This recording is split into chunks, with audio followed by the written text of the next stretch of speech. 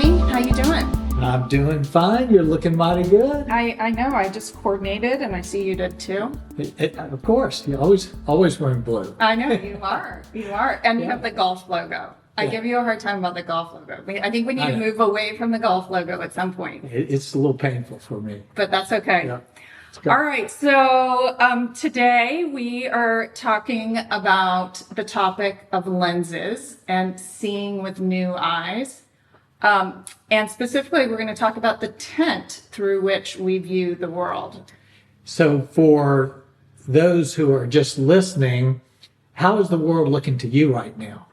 I mean, I think you look good. I think you look good. I mean, a little green, I would say, a little green. I'm feeling environmental with my green. How about you? I'm feeling a little blue. You are. Yeah. Tommy, you're never blue. You're like the least melancholy person I've ever met. If I'm ever feeling melancholy, I can hang out with you, and there's a lift right there. So. All right. So for those who are just listening, we're both wearing glasses. You can check it out on YouTube because we have a YouTube channel going on now, and we are really looking good. Yeah, we are. This. But there is a point to all of this. And I think I'm going to have to take mine off because I'm looking at the notes you gave me, and I can barely read them without glasses. Chicken scratch, so I'm going to take them off. You could try the yellow ones. Okay, I'll try these. Okay. All right, so I love this idea about lenses. Oh, much better, seeing with new eyes. Tell me what got you thinking about this, and what do you want to share with us today? Well, I think this is a great broad concept that can help shape the way we think about all of the things, our own personalities, our temperaments, situations we encounter, relationships we're in. And I think one of the things that I've become aware of as I've done a lot of coaching with people and just helping people over all the years is that virtually everybody has a particular lens on, a way in which they see everything. And it casts a particular color on everything they do. So you find people who are, let's just say they are always negative. They don't even know they're being negative about things, but they see everything through a lens of negativity. Or you get the opposite extreme. People who are just these flaming optimists, and you can talk about the worst situation in the world, and they're immediately spinning it to something that's just absolutely fantastic.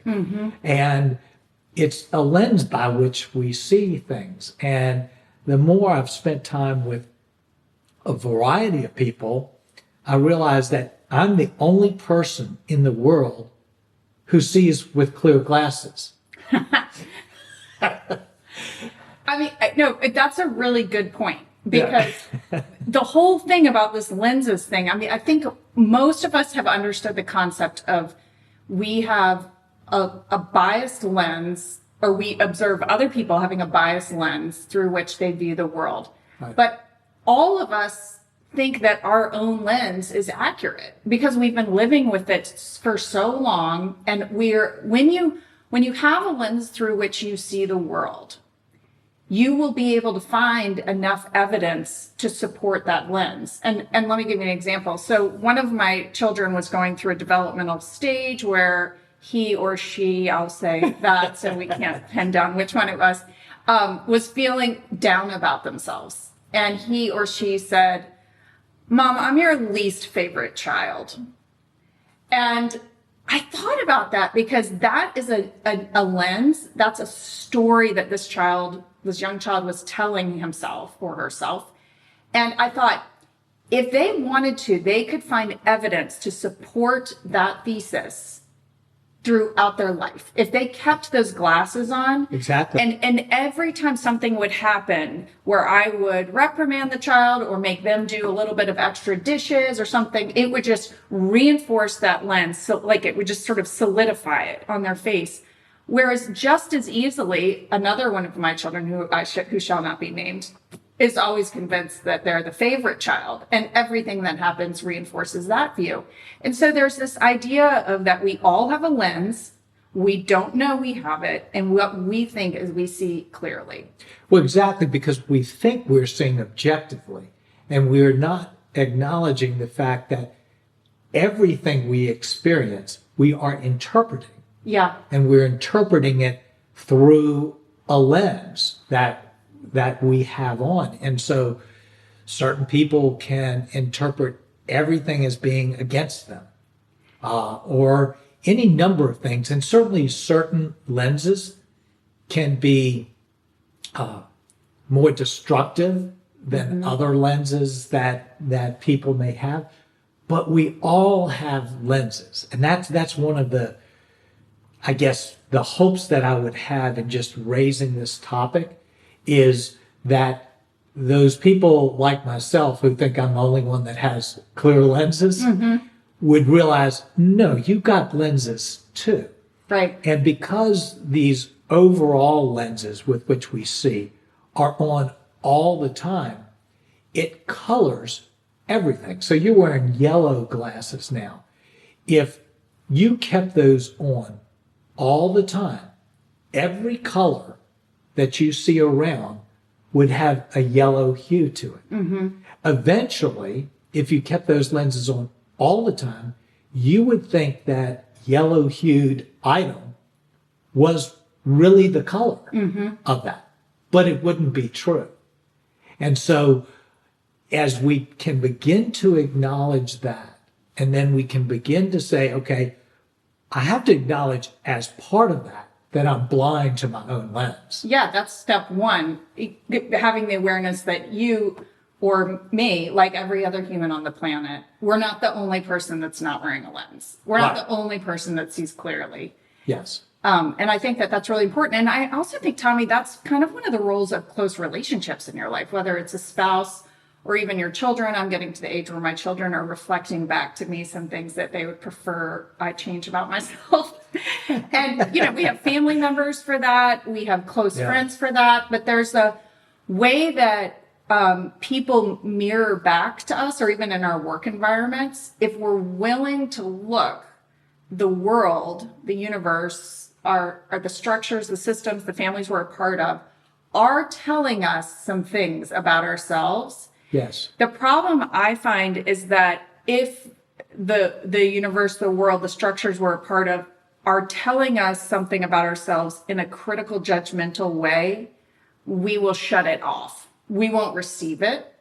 But if we are lucky enough to have people who are lovingly mirroring back to us a more accurate view of ourselves, then we tend to be more willing to absorb it, to receive it, and to be shaped and changed.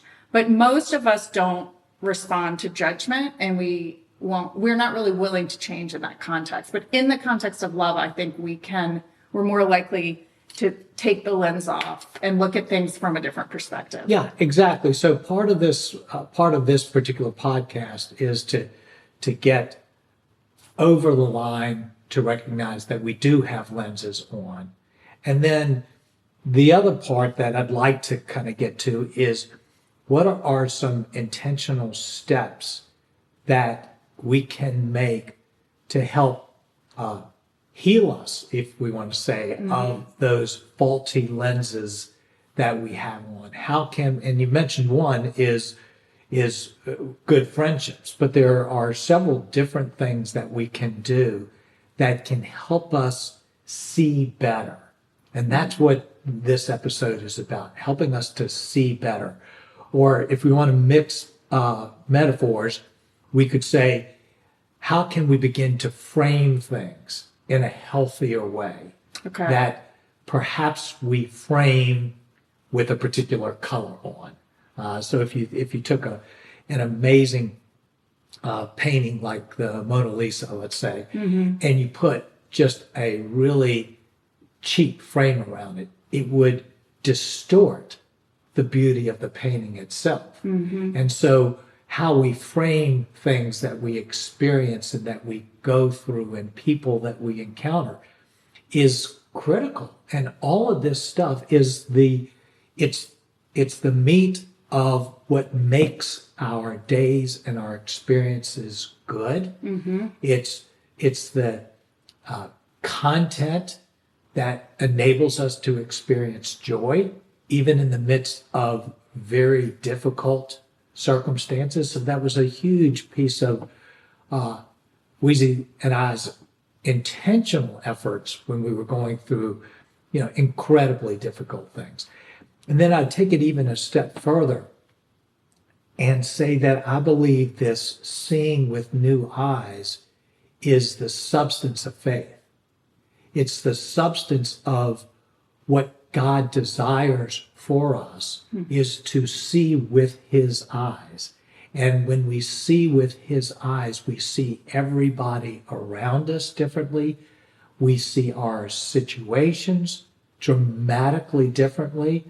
And we begin to move in a way that brings good to all around us. So this is both kind of the ultimate self-improvement tool, but it's also a place for tremendous faith growth in us.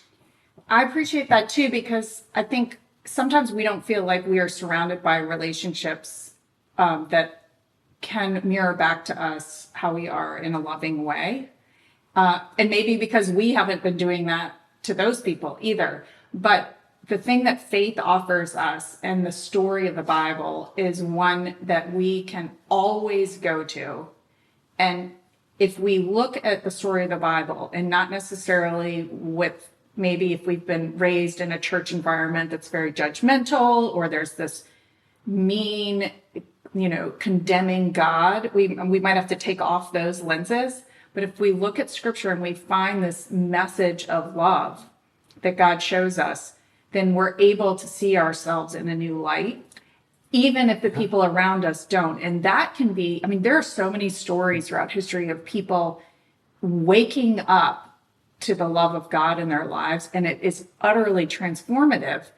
And it has nothing to do with the way other people view them or their circumstances. It has to do with them seeing themselves in light of a loving God. Yeah, so let me just throw out a few examples. Not that this is the center of what we want to talk about, but I think it's just so amazing.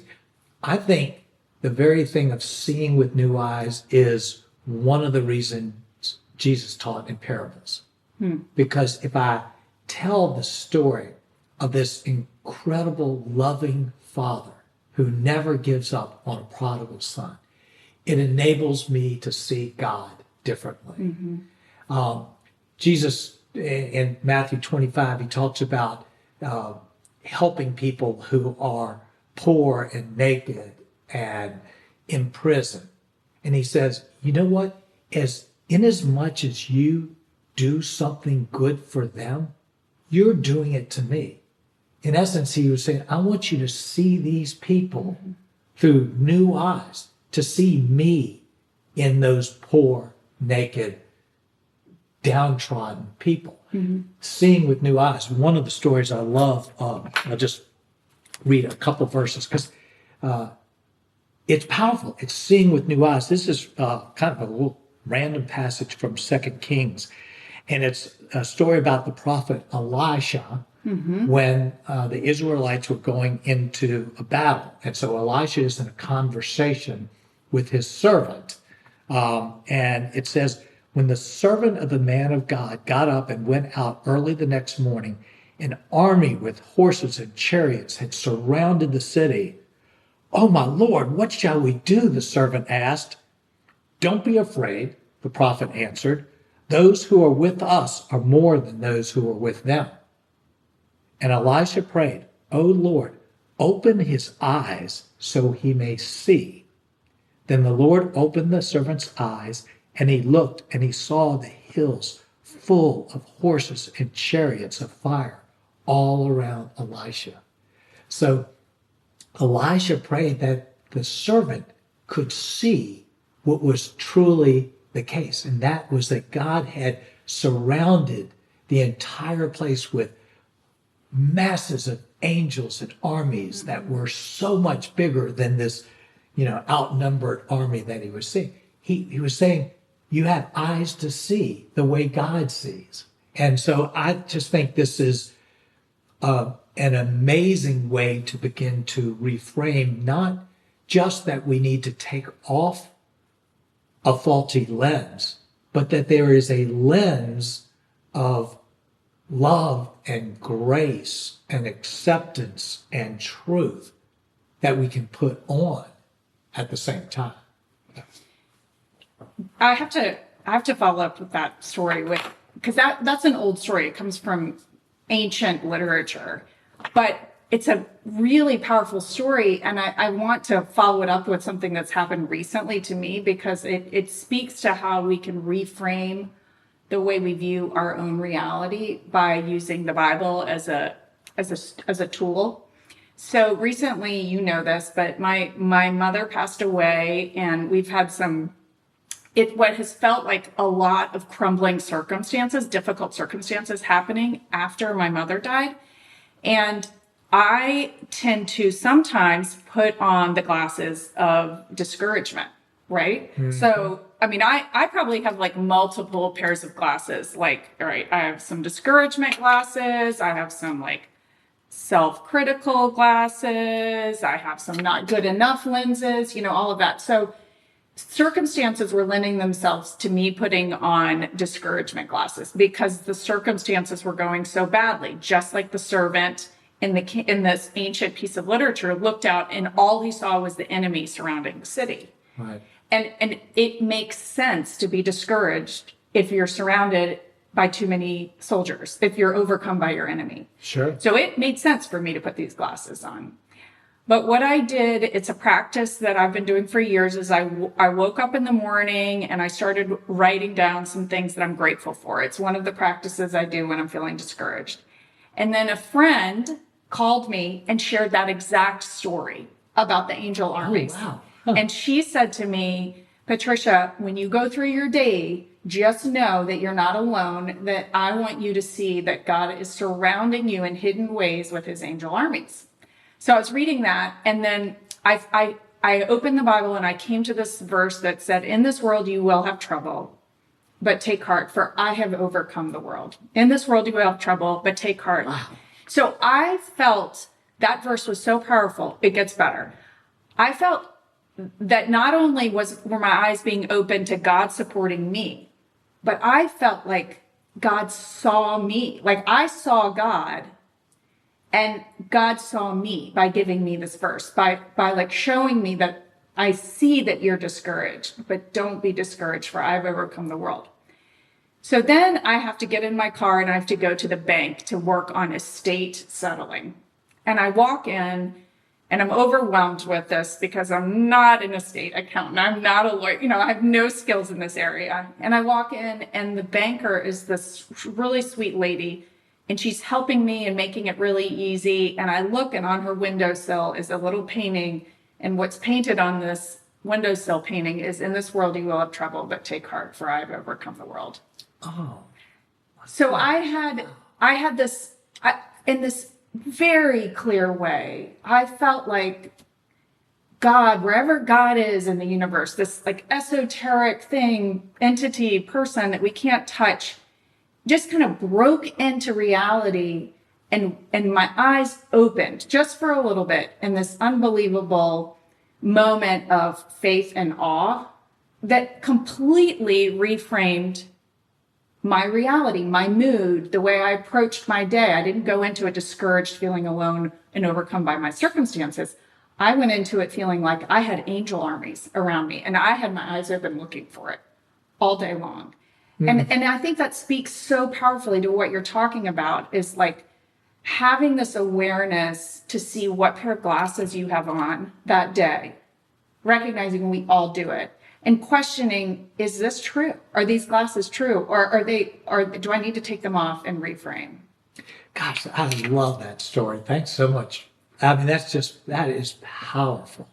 And what I love, in addition to just the clear way that I believe God entered into your situation, was how that was coupled with some very clear practices that enabled you to see with new eyes. So you didn't just wake up discouraged and out of the blue these things happened, but you went through some very specific things. You journaled. Mm-hmm. You went through a gratitude process. You went through a beginning and an effort to renovate your mind to overcome that. Then you had a friend who was the kind and the quality of a friend who could speak very specifically, knowing you into this. And then the scripture on top of it.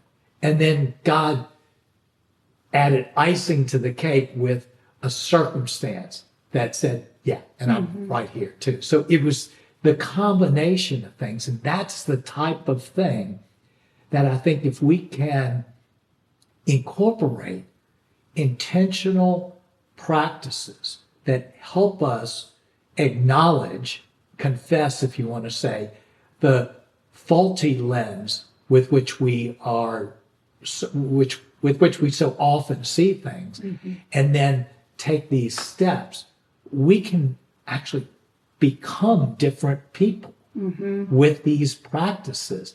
And we can become people who do truly see with clearer lenses. Yeah, and I think I learned these practices by doing it the wrong way for so long. Like I would wake up in the morning because I'm raised in a faith. That's part of the work I do. But I would sometimes wake up in the morning and have this time where I was apparently supposed to be praying or having this spiritual meditation. But really, I was just reinforcing my discouragement because I was thinking about. So it's almost like we have to go so far down the path with our own faulty reality or delusional reality, whether it's self-criticism, discouragement. I mean, I think we should, after I say this, I think we should go through some of the various lenses that we tend to put on. But it's like you have to take it so far that you feel the burn of it, the pinch of reality of having this faulty view, this bad lens that makes you want to form a correction. So out of those mistakes, I have developed kind of a routine that works for me. And other people might be different. Other people might not need to do that. They might need to go for a walk or everyone is different. But I think it would be helpful for us to talk about some of the different lenses that we tend to put on and as a way for people to begin to think, maybe do I do this? Yeah, and just before we do that, because you just made me think about this. When we have a lens on that is a faulty lens, it colors everything that we see. So I love you brought the example of a prayer into it. And this is a good practice prayer, but because you came into it with a faulty lens, you in essence skewed prayer into just another way of reinforcing your lens. And so I think of David Dwight's said in sermons, are we praying or are we just worrying in our prayer? And that's often the case. So, you've learned to identify, no, that's not actually what I'm trying to do. And so you practice gratitude.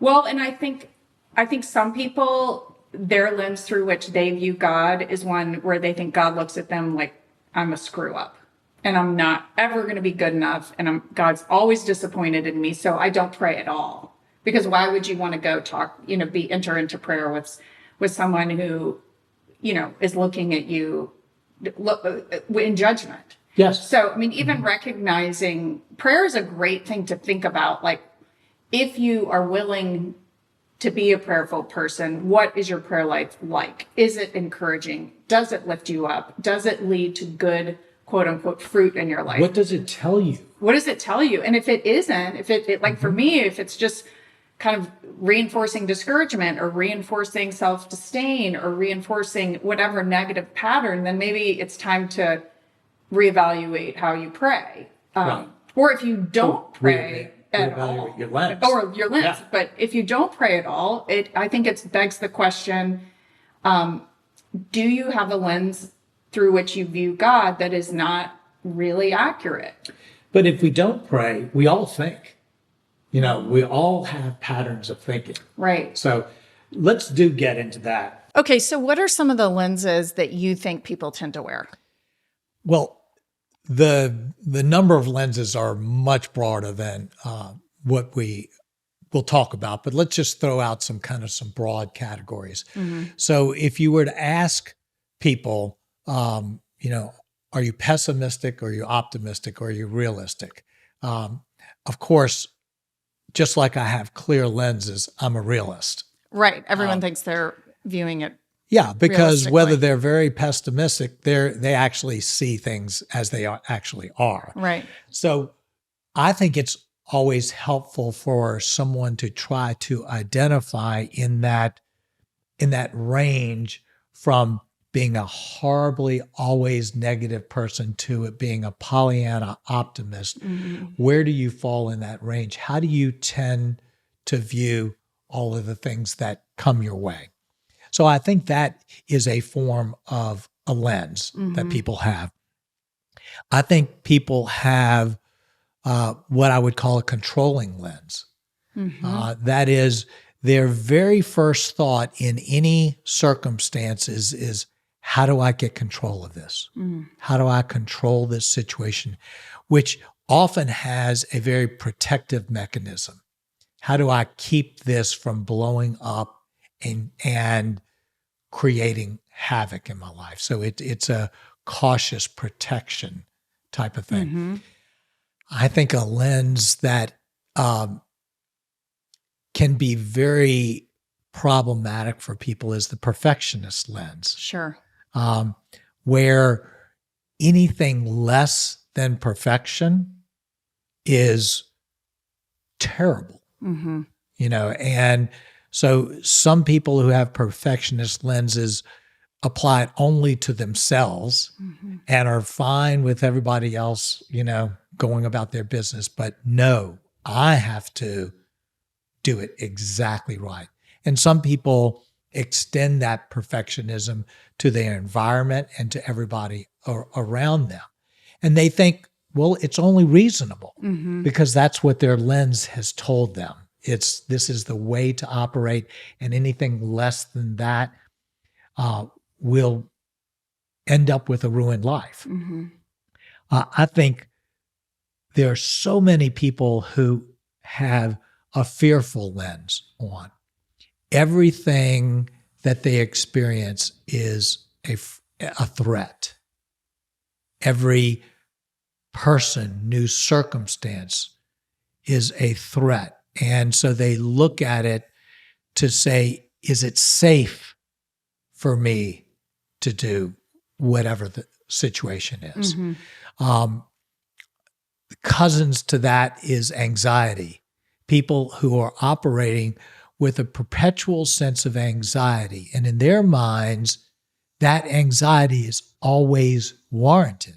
It's like what you were saying earlier. Because they interpret the circumstances and they're going, well, this could be really bad. This could turn terribly bad in just a moment's notice.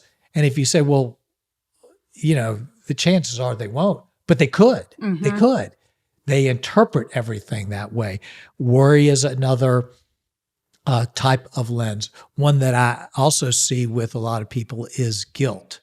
Yeah. The moment someone says something, they immediately turn it back on themselves as something that they are to feel guilty about. Sure. Or somehow if they'd done it differently, it wouldn't have turned out the way it did. So it sort of comes back to you. Yeah. So it's a self-blame. Right. It's a self-blame. Everything, this person went through that. Well, do you think it was because of something I said? Right. No, I that's not likely at all. Well, but, that's their lens. Well, and I think all of us have picked up this way of viewing the world for good reason. Okay, so I think if you have a fearful approach to certain areas of your life, and when something happens, you're hyper vigilant about not letting anything go wrong, or hyper controlling, or maybe prone to anger, or prone to self-judgment. We come by these things for good reason because they have served us and protected us in our life. But there comes a time where they no longer are serving us, they're imprisoning us. They are impeding on our ability to flourish and grow as a human being. And what I have learned, Tommy, is that when we begin to identify the lens through which we view the world that is faulty, that is skewing our reality and is impeding and causing problems in our relationship, we cannot judge ourselves for them. But what we can do is notice the pervasiveness of this faulty view. And when we notice it, and when we notice the way anxiety, worry, anger, perfectionism, fear shapes and imprisons us, when we begin to see its power over us, it loses its power. So noticing, not judging, is so important in terms of disempowering these faulty views and these faulty lenses in our lives. And that becomes a real challenge, particularly for someone who's wired to already beat themselves up. Right. Because the very recognition of the lens, it's like, yeah, that's typical. That's what I do. And so somehow, in order for us to get better, we have to be able to name that lens without judgment. Because as you said, there are tons of very legitimate reasons why we have become who we've become, things that we've experienced, hardships that we've gone through. So there is no judgment in this. There's recognition, and in that recognition, we can hopefully move forward. And I would go so far to say that I don't think we can accurately name the lenses that we are wearing without other people.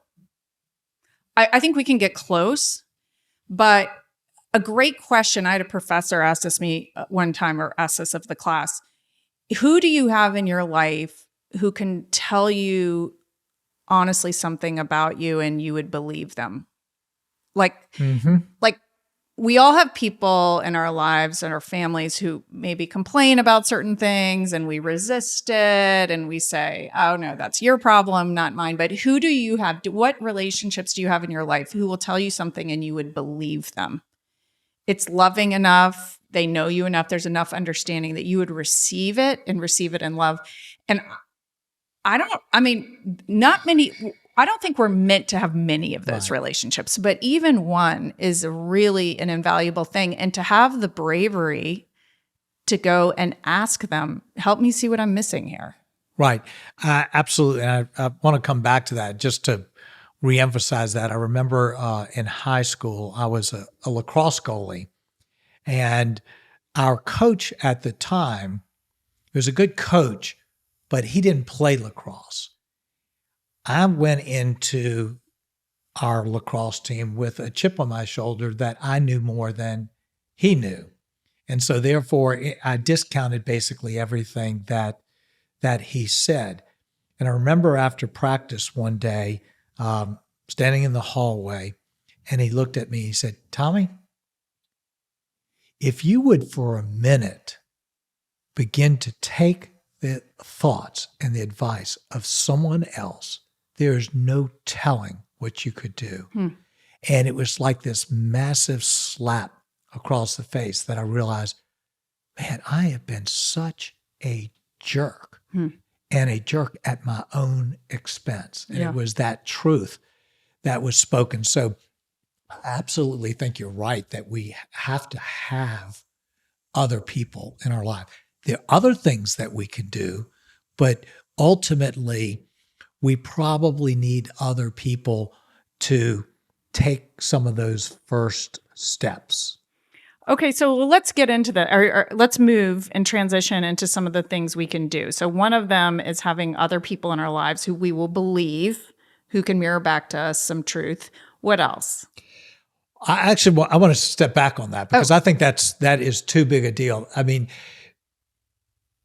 I think we're in a culture that has that kind of relationship is so rare that we're missing out tremendously on an opportunity.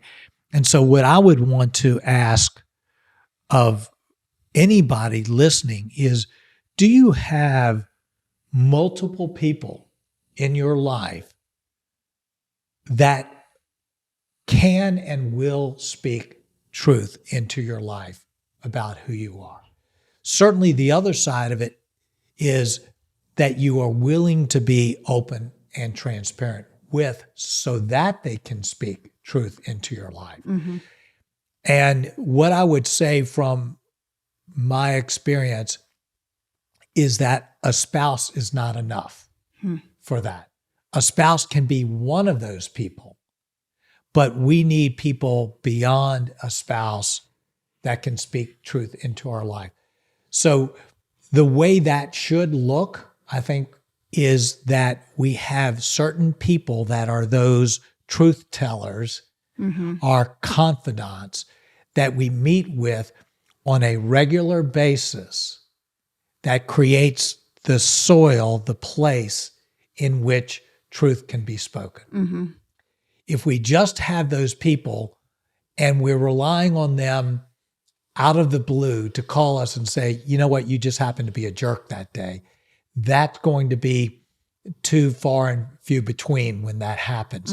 So to have those people and to create that place and that space that you can have those kinds of quality conversations and that you can be that for them, I think is one of the most powerful, life-giving, transforming practices that we can have. And it is very rare. So my encouragement would be, if you do not have those people, begin right now a commitment to say, I'm going to find those people and I'm going to create those spaces in my life. Or begin to look for them. Yeah. Or ask, even pray for them to start to come. I think that's something we can ask for and pray for, because it's such a good thing in our life. I think God wants that for everybody. Yes. And act on. Sometimes we just need to act on. We need to say, well, I don't really know this person particularly well, but maybe we need to just, go grab lunch together and explore. So it takes some courageous action along with kind of the reflection and the prayer. Okay, so creating a relationship or cultivating a relationship, what else? I think along with that, a regular practice, what I would suggest is a daily practice of self-reflection. Journaling is a great form of it. And I know journaling can be very intimidating for people, but I think if we go into journaling with freedom, I called it in one of my blogs doodling. If we go into that with a lot of freedom to just say, I'm going to take some time to reflect on how I'm feeling right now. I'm going to take some time to reflect on what happened yesterday. I'm going to take just a moment to reflect on what's ahead of me. It's a way of self-reflecting and perhaps catching ourselves, kind of like what you were describing with the discouragement. And I can just think, just in the last 2 days in journaling, that I had to acknowledge, you know what, I'm really tired and I don't feel like I have the energy for what's ahead this day. And in that journaling process, I was able to recenter. And in that recentering, prepare myself and, in a sense, identify that I had a little bit of a lens on that morning. And so that journaling practice is tremendously helpful. And it doesn't have to be much. I mean, it can just be a paragraph or something that you happen to write, or it can just be a few words or a few things to acknowledge, I'm going to be grateful for this. So it can look like all sorts of things, but to create that space to reflectively look at where you are in a moment, I think is tremendously helpful in beginning to see with new eyes. Well, and I also know that the way our brains work, we don't always learn from experiences. We learn from reflecting on experiences. Oh, it's so good. Yeah. So it's sort of a double loop. Life teaches us things, but we double down in our learning when we reflect on them. So like I said earlier, I don't journal because journaling often lends itself to me reinforcing the lens through which I'm looking. So whether it's worrying or fearfulness. So that's when I recognized what my lens was, I thought about what's a practice that would be different from that. And I do bullet point lists in my journal. And I go through my day from the day before, and I think about everything that went well. And because I have active faith, I think, where did God show up and bless me or surprise me? And sometimes it's as little as like, I noticed the sun on the flowers, or sometimes it's as big as what happened to me at the bank, Right. And what's fascinating is a lot of them, really great things happened the day before, but I had forgotten about them. And so I almost get the double boost. I get the day before boost of something great happening, and then I get the neurological dopamine happiness boost of remembering it. And it's become something that I really look forward to, even though I don't think I'm prone towards gratitude, and I don't think I'm prone towards tons of optimism when things aren't going well. Yeah. It's really helped shape and cultivate that in But me. what I love about that example is it began with your identifying, even imperfectly, the faulty lens. Sure. And saying, I'm going to create a corrective to that. So that is, I think that's great. How much progress could all of us make if we identified what's my kind of primary go-to negative lens that I put on, and what is a practice, a reflection practice that I can do to help counter that. So it's just so perfect. Well, and another one I'd love to bring up, because I know someone who is so self-critical. Like everything that comes out of this person's mouth is so self-critical. And I find sometimes it ends up being critical of other people, because that's what we do. When we're self-critical, we end up being critical of other people, is to do the practice of compassion, self-compassion. So if you review your day before and you think of all the ways that you are criticizing yourself, that you should have done better, I could be better at this, I'm not good enough at this, we have the opportunity to reframe in list form how we view those things. And the thing that I found helpful is you mentioned this, is to imagine someone else viewing you. Like imagine a really loving person in your life. Maybe it was a grandmother, maybe it was a parent, maybe it was a life coach. Or you can even imagine yourself as a little child. Like we would never talk lovingly to a child who's making a mistake and say, that was a terrible effort, or I just expect more from you. But you would be encouraging, you would be understanding, you would see them through these loving eyes. And if we can step away from ourselves and offer ourselves self-compassion, Right. I think faith is a great way. How does God view you? Right. With tenderness and love. But the bullet point I find to be really helpful in terms of stopping our thoughts from running away. Exactly. Running away with us. Yeah, the therapy method is called dialectical behavior therapy. Right. And the idea behind it is when you catch yourself doing something that, beating yourself up, to immediately imagine your best friend doing the exact same thing. What would you say to that friend if you saw them doing the very thing that you were just doing? And most often, we would immediately offer them compassion and grace and encourage them to be easy on themselves. And so if we catch ourselves every time we're going down into this rut and imagine our best friend going down into that rut, what would we say to them? We can begin to reflect and see our own behavior for what it is. And inevitably, you'd say, well, I would never want my friend to say that about it. I'd say, what are you talking about? That's terrible. You're not that way. But yet we need to offer ourselves that same practice. Yeah, I love that. It's not hard. It only takes a little bit of time, but when we see the way we're prone to bend, offering a reframe, a dialectical behavior therapy, I think that's great. So a third practice that I believe in a lot is I read the Bible in such a way that I hope for it to be a mirror on my own life.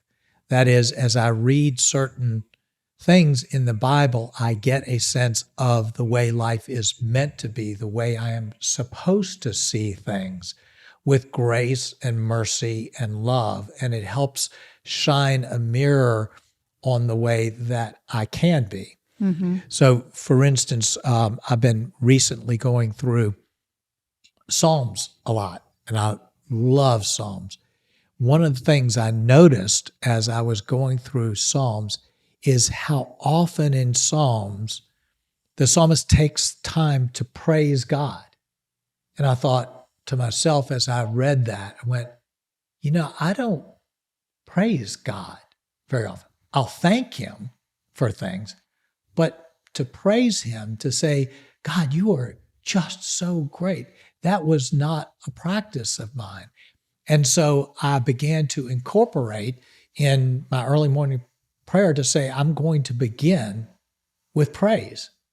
It reframed my whole spirit as I began to do that. But I just used the Bible as a mirror of a better way that I can be. And so other great literature could do that same type of thing, but it's a way of, again, renewing, refreshing, renovating our mind into a positive direction. So those are just a few things. So we talked about being in relationships that will get you there. We talked about some journaling and self-reflection and have some sources that can speak into your life. Could be some podcasts. It could be different things that you read that would be good. From there,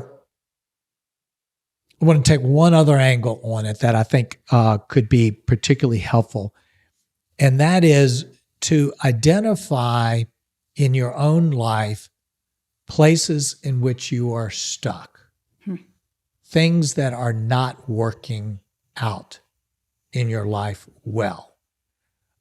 You don't know what to do. And to begin to consider that perhaps the reason that you're stuck, that this situation is not going the direction you want, is because of a lens that you're wearing, that you can't escape. As you said, I'm a prisoner to my lens. I find that that is often the case when people are, let's say, in business or work situations that they're very stuck in. It's because they are stuck with a certain lens that causes them to see only one way. And that only one way often ends in a dead end. And so they are stuck and they can't see any way out without taking off the lens. I see that happen a lot in relationships where a relationship gets stuck. It gets stuck in this repeat mode. And that repeat mode is because either one or both are looking at that relationship with a particular lens on. So there's a movie, I taught a year-long class on marriage years ago, and there was a movie clip that I used at the very beginning of it from a movie called Addicted to Love by Matthew Broderick, Meg Ryan. I'm sure I've seen it, but I Long can't time remember. ago. It opens, Matthew Broderick is an astronomer extraordinaire. And so he's in this big lab with something, it's like a Hubble telescope type of thing, and they're looking out and they're seeing the wonders of the universe, the most magnificent pieces of all creation. And they're all in just wonder and awe of this. And all of a sudden, someone says to him, it's time. It's time now. And they immediately begin to take this massive Hubble telescope and turn it around and point it down at the ground to his fiance. And they all go, oh, that's the greatest. Oh, because he's in love with her, so Yes. they want to see her. They know he wants to see her. And yeah. she's always at this park at this one time of yeah. day. And so it was this reframing that the greatest thing in all the universe is a person Yeah. that you look at. And my daughter's senior quote is, to love another person is to see the face of God. And how that begins to reframe it. And so I started off the Sunday school class and said, suppose we could have a new lens on with regards to our spouse. And we could begin to see that our spouse is the most precious child of God. And how could that reframe a relationship? So these are just some ideas. And so this idea of seeing with new eyes is as broad and comprehensive and expansive as all of our experiences are. And I think this is where amazing life and joy are to be found, as we can begin to identify these horrible lenses that we have at times and say, there is a better way. There's a better lens to put on. That is a life of life of love. So Jesus said, the thief comes to kill, steal, and destroy, but I have come that you might have life and life in the fullest. And I think that's what all of this is about. So I hope some of these thoughts have been helpful, encouraging, because God is a God of encouragement for us. Well, I like my yellow lenses is the thing. They're pretty good. You look pretty good in them. Yeah, I think I Like might them. keep these, try and get rid of some of the other lenses. But all right. Well, thank you, everyone. I love this idea. And maybe we'll bring some different lenses and props next time. That's great. Thanks so much.